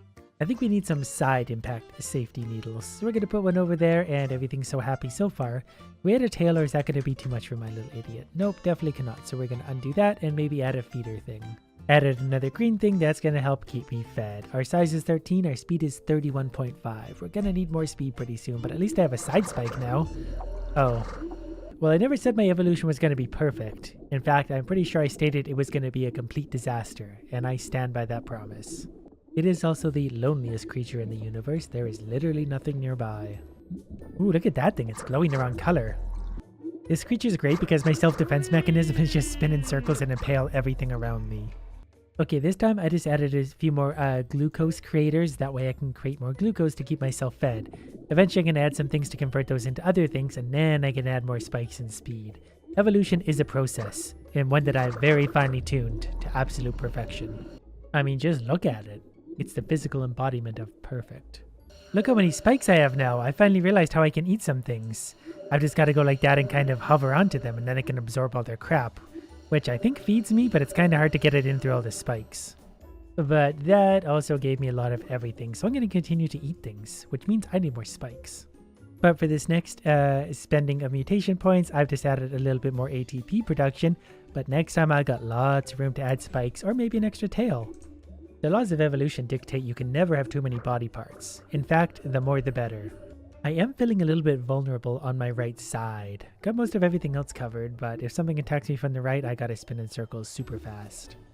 I feel like I should be learning something as I play a game like this, but I'm really not. I think this is somehow making me stupider. I managed to murder a few creatures before getting myself murdered, and I was very excited to eat all that. Yeah, I'm definitely feeling the lack of speed these days. Because things, if they try to get away from me, they generally can. But luckily for them, they're not very smart and don't have eyes, so that's really my only advantage. But I'm going to continue to consume every little thing I can. Alright, I've added a second tail to make myself move a little quicker, but I think that's all we can afford for this time. Actually, let me add another spike, so I'm going to take another spike. So we added one tail plus one more spike, because you can never have too much of a good thing. Did we go a fourth tail? I feel like we did. I'm not really sure what's happening anymore, but as long as I'm running around eating other things, I'm thriving. Like these guys, I've got way too many spikes for them to be able to deal with.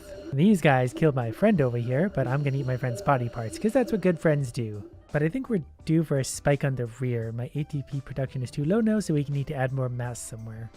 My ATP production is still too low, but I'm pretty sure I can get away with this. I just need to eat lots of things. Like this volunteer. And there we go, lots of food for me. And they're just flying at me now. Everything's evolving, but I'm evolving more spikes than they are, so I hold the advantage. Here's my chance for lots of food. Everyone come here. Get into the big spiky ball of death. Okay, never mind. They still hurt me pretty badly. This is a battle I need to take advantage of. Guys, those are my body parts. I designed you, I get to eat what I want. You guys all go away. Look how many spikes I have now, though. Nothing can get anywhere near me. I thought my spikes were bigger than theirs. That's not even fair. I don't get how any creature is able to defeat this thing. I didn't know extinction was possible, but it turns out that it is. That's okay though, we clearly didn't have enough spikes. Then by adding a bunch more cytoplasm, I put the ratio of food to expenditure rate way more into a more favorable area. So after this I can start to make it quicker, but for now I'm just making my blob bigger and bigger and less hungry overall. And I'm pretty sure this is one of those games where size matters. As long as I'm bigger than something else and it's a different species, I can eat it. So in theory, I don't even need to be quick, I just need to be really big. Now there's lots of little creatures running around. You can just hear them running around just waiting for me to eat them. All sorts of variations of things too, but I'm pretty happy as a giant blob floating around, basically consuming things that run into me.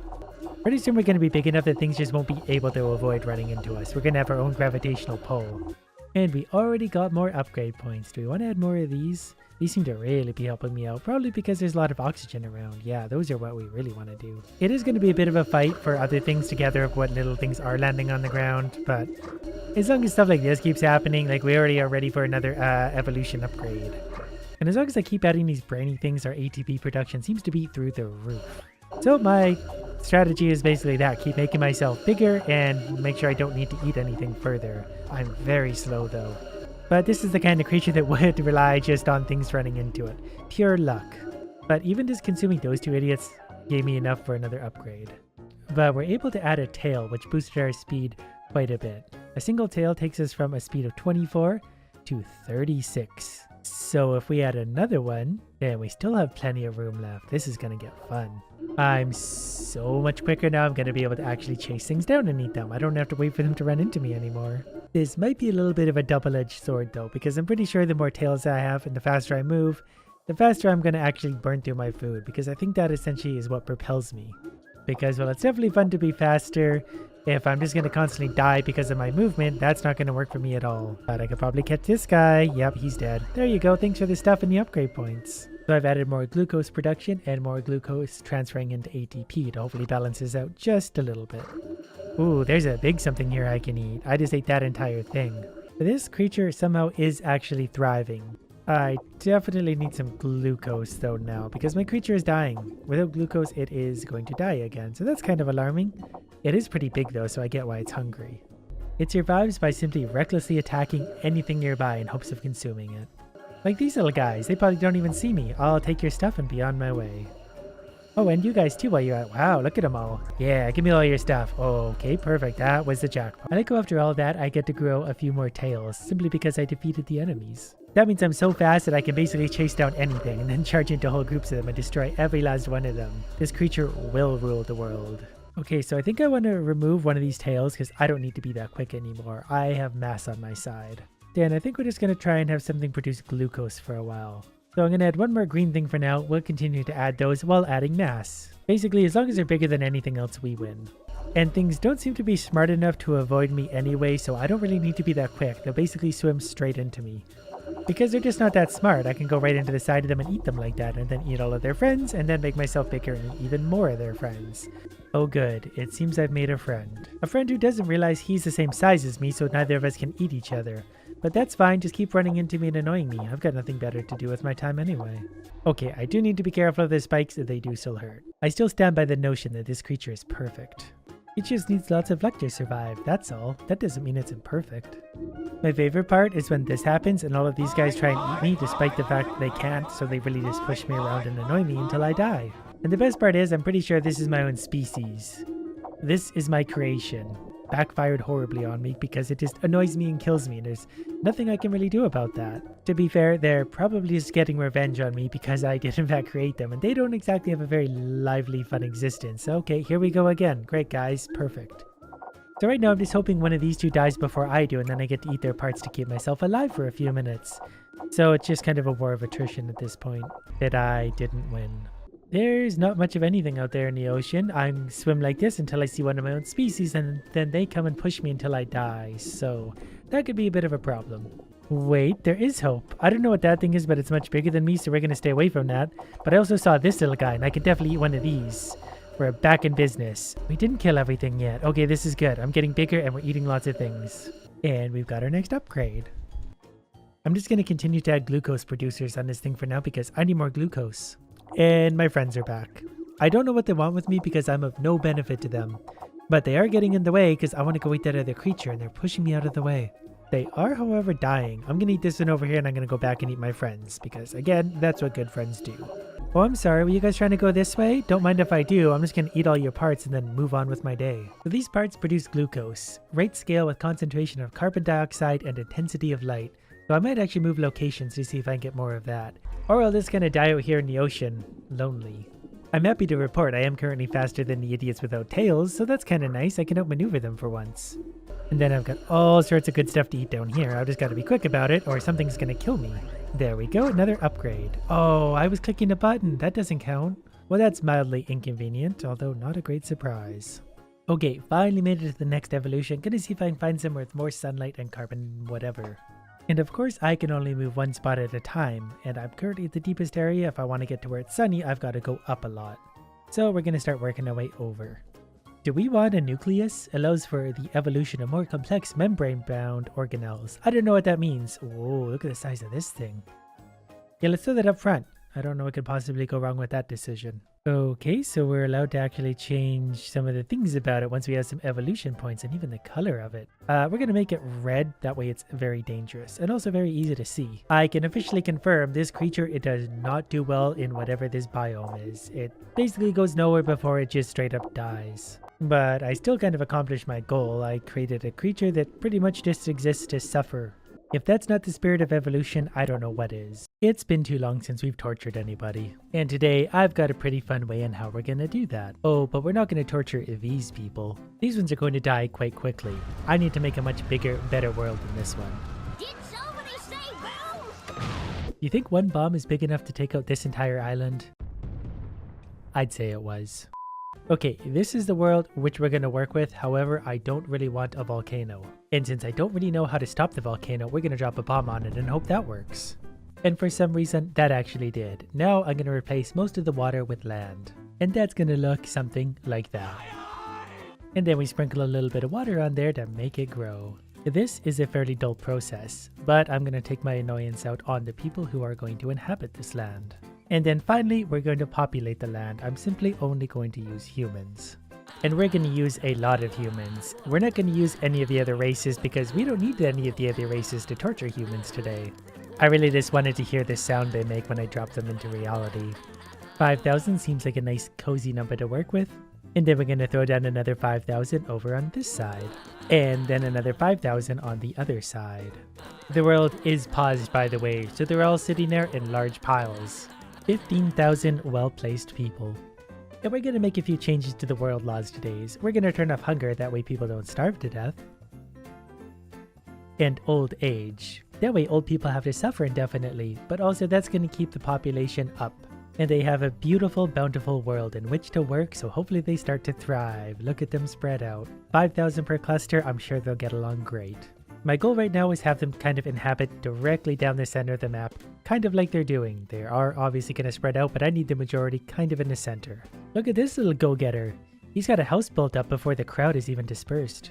This ironically looks like some kind of fungus taking over the world. They're definitely getting around pretty quickly, and I'm happy for them. And it looks like they are going to be largely stuck in the middle, so that's perfect. There's not much that can harm them in this world, so they should basically be thriving. They've definitely spread out into their own little colonies. Eventually it'll probably all become one because one's eventually going to take over the rest, but for now they can have their way. Maybe 15,000 people was too many for this world. I'm not sure the resources can support this. But that's a problem for 10. We're going to crank this up to 5 and let them go for a little while. I want to see civilization. Zooming out and leaving them to speed 5, they've spread all over the map. They are one corner to the other, mostly in the middle still.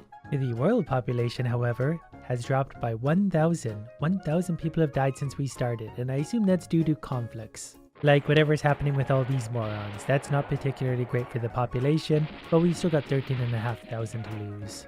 Okay, now that I zoom around a little bit, basically everyone is fighting everyone. Giant masses of people going on to fight other giant masses of people. Eventually things will balance out. This is just kind of the natural order or whatever. This is as good as life is going to be for them, so they might as well enjoy it. Right, we're going to drop the speed back down to 1 because we're down to 9,000 population left because they're killing each other alarmingly fast. And yeah, we are going to kill them eventually, but that's the key word there, eventually. If they all kill each other now, that's no fun for me.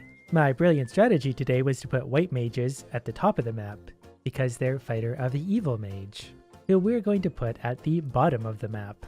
If you see what I'm getting at. Say we have 3,000 one mage up top, 3,000 of the other mage at the bottom. There's just a wall of humans in between them. They don't like each other, so they'll fight their way right through the humans to get to each other. And since the humans can't seem to figure out how to survive for very long on their own, we might as well start assisting in their death. So I think we're probably going to start with 3,000 of these mages at the top. I don't know how strong they are, and I don't know how to count these. So we're just going to put a bunch of these at the top. There's 3,000 Gandalfs, now for the evil ones down below. He might not look like much, but as soon as I press play, we'll see that he's in fact 3,000 of whatever that thing is. And that might have crashed the game. Nope, there it goes. Make a splash. Oh no, what do they do? I thought they were just gonna kind of run around and make themselves at home and eventually fight the other mage, not spread lava all over the place. Did they just kill themselves? Regardless, their little war is probably going to be pretty detrimental to the humans' well-being. Because I'm pretty sure there used to be a village here. Oh no, it's going now. I'm not really sure what happened to these guys or what's happening in general, but something's happening. The population of beasts dropped back down to 3,000, so clearly they're just killing each other really badly right here in the center. And I'm pretty happy with this result. And if I ever manage to zoom out, we can see kind of the impact they've had so far, and it's actually a pretty considerable impact on the entire world. And I think they're actually fighting up top too. I finally managed to zoom in on where the white mages were, and they seem to be there just kind of making circles. So that's all well and good. Meanwhile, these guys down here just incinerated everything. I'm pretty sure they're mostly dead, but there's a pretty big firestorm going through the land. So let's add a new opponent into the mix. Let's try the Necromancer, champion of the skeletons. I'm going to throw one of him right there just to see how he reacts with his surroundings. He mostly gets killed by everything because they're throwing water or something at him. Okay, well that's pretty good. I think the mages are actually attacking him. And that makes a little bit of sense. So let's add more of these guys. The game hasn't broken yet, but we're going to get there. So I don't know how many I'm adding, but I'm just watching the people pile in there. I'm going to go until I think it's a fair fight, and then I'm going to keep going until it's not. Which I think might be somewhere in the neighborhood of now. Well, in a minute or two, we'll kind of see who's victorious and who isn't. The only thing I'm sure of right now is that there's a lot of creatures dying somewhere in that. So not only are they throwing like water at each other, but they're also throwing like meat sticks at each other. I'm not really sure if there's the body parts or what those are, but there's a whole bunch of stuff getting flung around, and reinforcements are coming in from somewhere. They just won't stop fighting in the middle. But I don't think the humans are winning anymore. If we zoom out a little bit, the white mages seem to be doing fine out there on the outside. They probably also didn't expect to see the snowman spawning in around them, encircling them. I'm not going to spawn too many of these in, but we're just going to, throw some variety into the mix. Oh, they turn things into snow.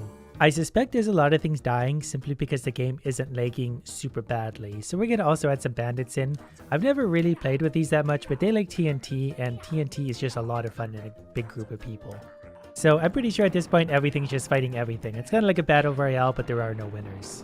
You know what, while we're at it, let's throw a few bears in there too. Why not? The game's not lagging yet, so that many bears should be able to cause some kind of chaos. The humans are funneling in from everywhere to try and get a piece of this. I think they're trying to prevent whatever this is from taking over the world. I get it. I think I just heard a TNT go off, and they better wrap it up soon because there's a firestorm about to hit them. I think I'm seeing some skeletons over here, which looks like these guys, and I guess those are what the necromancers are summoning. But this is a very, very long, prolonged fight, and I'm not sure who's going to win in the end. The population isn't looking so hot, the number of humans is dropping pretty quickly, and the number of beasts is also dropping fairly quickly, so we're definitely losing our numbers, but they're having a pretty good fight. And the fire is definitely creeping closer. Oddly, the white mages seem to be able to survive within the fire. So maybe I should have regretted putting those guys in, because they seem to be pretty much just doing whatever they want, and they don't give a damn about anything else. Well, the great battle royale is still going on. The fire is creeping ever closer, and I'm kind of curious to see what happens once it hits there. It might disintegrate everyone except the white mages. Or it may do nothing at all. We're seeing the white mages taking damage, and sometimes their shields are breaking. I don't know if that's turning them into skeletons or what's happening. We're down to 4,000 humans and 3,000 beasts. And the beasts can be anything basically that isn't a human at this point. And I think the snow actually put the fire out before getting to the core of battle. So what happens if we drop an evil mage over here? Are they going to fight the white guys? Yeah, it looks like they're kind of going to fight the white guys. He might also explode in fire. We're going to drop a few of those kind of on the perimeter of things just to keep the white guys on their toes. We can't have the white mages just living in their bubbles all their lives. They got to learn to deal with some adversity. A little wildfire here and there never caused anyone any harm at all. Except maybe those guys. This whole time they've been like battling around this tree, and this tree is somehow still standing. The population of humans is dropping definitely quicker than the beasts, so the beasts currently have an advantage, and I think it's going to continue going in that way. If these guys wanted to join and help, they could probably win, but they're too busy just kind of dancing around their village. So what do we add to all these to make it even better? A demon? Demons cause more fire, and everything's already burned, so I'm not sure if that's going to help or make things more difficult. So we're just going to throw some in anyway and observe. We're not allowed to interfere with the world, obviously. We can just observe what happens. Oh, you know what the world needs now? Since we have a big population of people up here? Zombies. That way everyone can fight zombies at the end. And it's not going to take too many zombies at all to start to overrun the human population. We're just going to keep going until we start seeing some green guys out there in the crowd. Those white mages seem to be on the human side. Like they want to hurt everything that causes harm to humans, it seems like. The zombie plague will start taking over any second now. I can feel it. Yeah, there's still zombies there, so those might take root or they might not. Either way, the humans are going to have their hands full for a while. Meanwhile, these guys have created like a defensive perimeter to try and contain whatever threat this thing is. And I'm definitely still not sure what is happening in here. Yeah, they still seem to be having problems with the zombies, especially up in this corner where there was more zombies to people.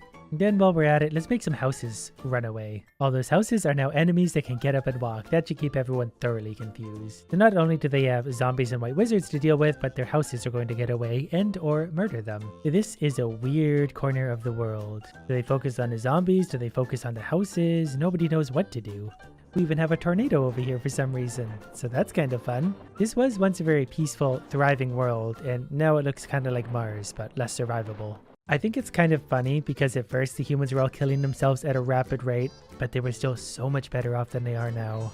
Oh, we got a baby tornado. There's a pretty good battle of the mages going on right here. They haven't dumped lava on themselves again yet, so these ones are smarter than the originals. Oh, this could be good. If that tornado goes up into the big cluster of people, that's going to be super chaotic. Come on, go upwards. Well, we can't have it all in life. That tornado does not like this place, so we're going to add a little lightning just to balance it out. And these guys are just still fighting. I don't know why neither can defeat the other, but they're just sitting right there, constantly frozen. Look at everyone up here diving into the water to get away from the fire. They should know there's nowhere safe in these worlds. Actually, where'd that ship go? He can't get away. That's not how this game works. Yeah, that's what you get for trying to survive. You know what, let's take down the whole shipyard while we're at it. No, I don't want to see what it's called. I want to hit it with lightning. These white mages are tough. Like, I'm pretty sure I can even hit them with lightning and they don't necessarily die. I don't really know how to kill them. There is but one little patch of greenery left up here in the corner. I've basically done nothing to these people yet. So let's just make all the remaining trees come to life and run away. They're going to light on fire anyway, so it's just going to be amusing because the trees are probably going to run directly into the fire. And I wouldn't really blame them. I wouldn't want to live by these people either. They run straight to the fire to get it over with. There we go. Now I have individual sized bombs. I can pick and choose who dies. I picked that guy. Nope. Wow, they're tough. As tough as all the white mages are, no one is as tough as this core of creatures. This thing is still going strong, and I feel like it's just forever going to last. We're down to 725 people and 2,000 beasts. Okay, since we can't sit here forever and wait for these guys to do something, I'm going to add one little acid geyser kind of in the middle. That way it's fair for everyone. Oh, but the stupid white mages are probably also immune to acid. But whatever the case, that's there to kind of tip the scales one way or another. They can have all the tornadoes they want. There we go. If that doesn't get them to move, nothing will. I think one thing that can defeat the white wizards are going to be the crab. Crab just has big circles incinerating everything around him, and he looks so happy doing it. Look at that smile on his face. The last stronghold of people. I don't even really have to do anything. I can just walk over their crab with my crab legs. But we'll double down to make sure they're all pretty thoroughly dead.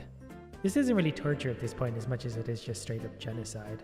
Just a simple laser crab taking a walk in the park. I wonder what would happen if we let this world run for like an hour. Would the greenery come back? Would it rebuild itself? Or have we done too much damage for it to ever recover? Alright, so we're going to turn on to speed 5 and let it run for a little while just to see what the world does. Because it might actually repair itself eventually, or it might just continue doing this. A few years later, and yeah, the Earth is actually coming back. The greenery's coming back, the population is certainly coming back. In fact, they're really about out of room and back to fighting with each other. But there's 429 beasts in the world and a population of about 3,000 humans. You'd almost never know the apocalypse happened here. And curiously, there's not nearly as much fighting as I thought because it's actually all one village for once. And a fairly advanced village at that because they have swords and shields. Which I'm pretty sure are perfect for fighting dragons. Lots and lots of dragons.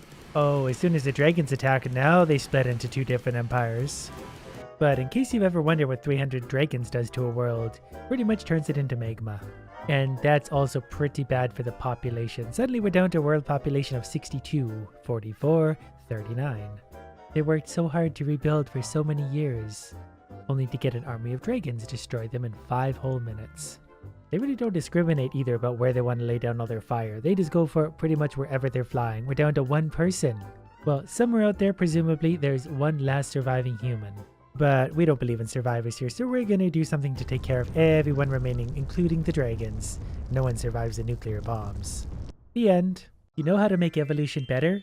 He let me have it. This ambitious little guy is a carnivore, so that means we need to put a lot of stuff in his mouth. The little red balls are good, but I prefer living things, especially because they can also give me new parts. And it's just hilarious watching them freak out as I come to destroy them. All 14 of its eyes are watching me come straight up behind it. Unfortunately, my idiot is still very slow, so it's going to be a little bit hard, at least for now, to eat stuff. At least until we get just a little bit bigger, then suddenly we can outrun all the little guys. And thanks to a happy murder, we found our first new part, which is a spike. We're not going to put any spikes on him today. Spikes are stupid. Look how scared this one is, and he's got a mouth just like mine.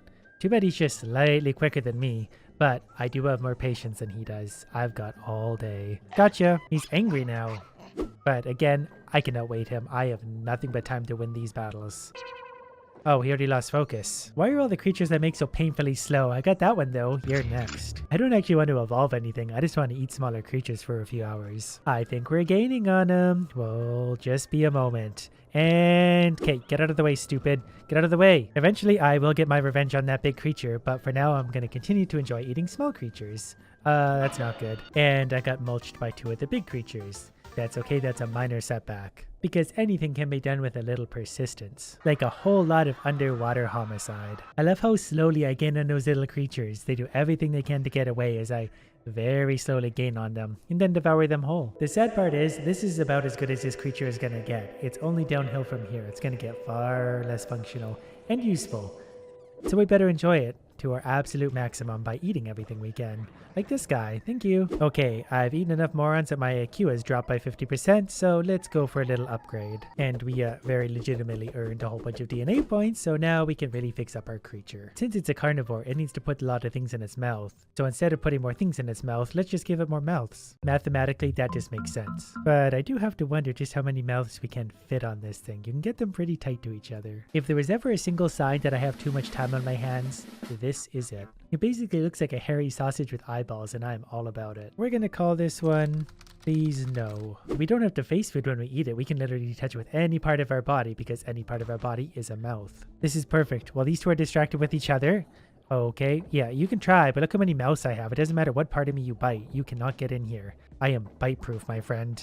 How do I turn it around, though? I want to bite it without my mouth. Well, we could be here a while, but again, I can outweight pretty much anyone. I'm actually kind of enjoying this. Oh, it lost interest for a second. Now's our chance. Oh, never mind.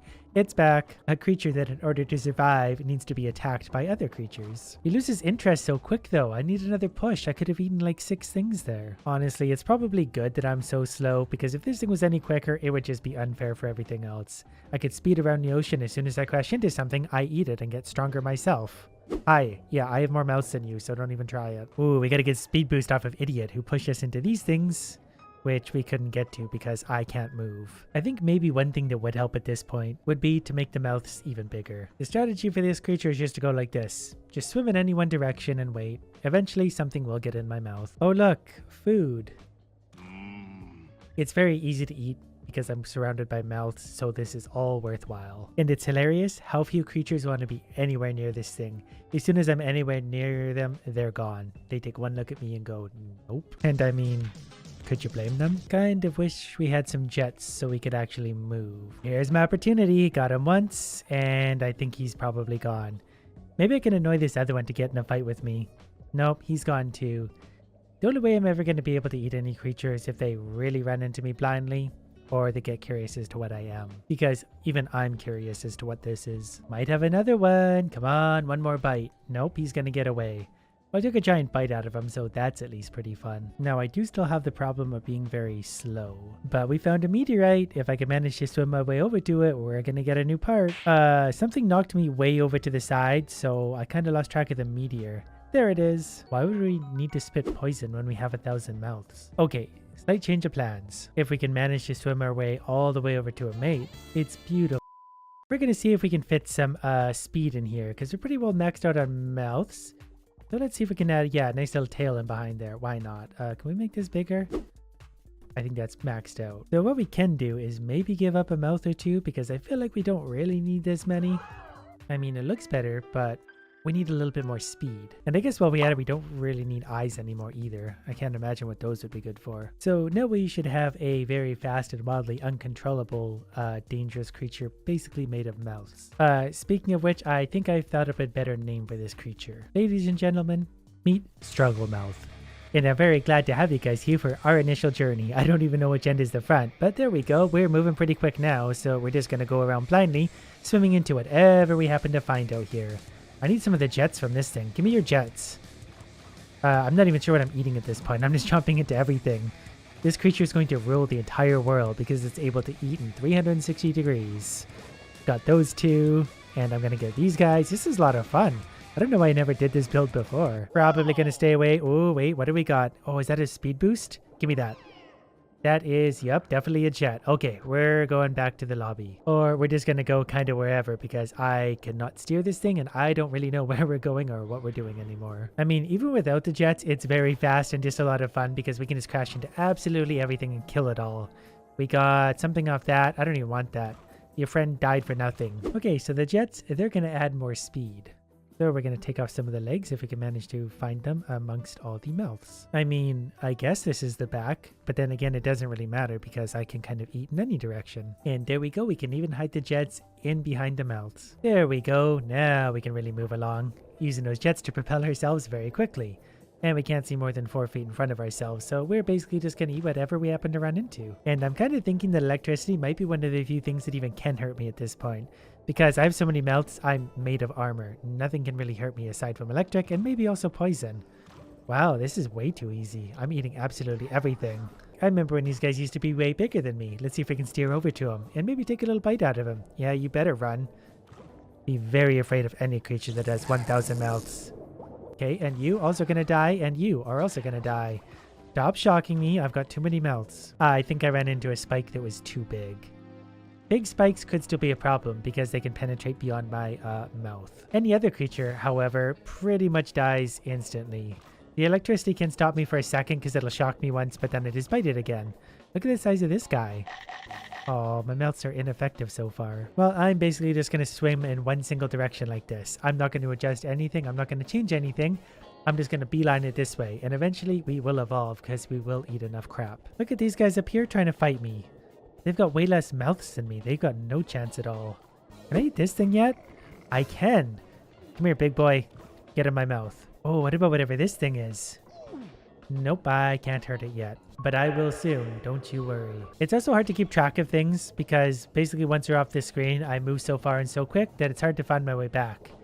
Also because I can't really see anything at all. And just like that, we're ready to move on from the cell stage. So here's what we did. We went from a single guy with one mouth to a pink guy with a whole bunch of mouths, and then we made the mouths bigger, and then we added some legs, and then we added some jets, and then I don't know what we did, but we ended up with Struggle Mouth, who is in fact the mightiest of all the creatures. Now we're gonna need some legs, but that's pretty easy to do at this point. And we're probably just gonna add a few more mouths here and there. Could I have been making these bigger the entire time? I didn't realize I could make mouths so big. Now just to get a few mouths on the legs. There we go. This creature is entirely made out of mouths. I cannot see anything but a mouth. For the first time, our idiot gets to walk on land, and boy is it gonna be beautiful. Guess I should probably add at least one eye so we can kind of see and not black and white. Okay, well there's the first glimpse of what they look like in color. Yes, that's exactly what I had in mind. I mean, it looks strangely okay for something that's literally made out of mouths. You think it'd be good at biting by now. It's pretty much all this creature can do. I'm not even entirely sure how it breathes. But it's very good at killing things. Again, thanks to its stupendous bite force. Yeah, you guys go ahead and play over there. I'll take it from here.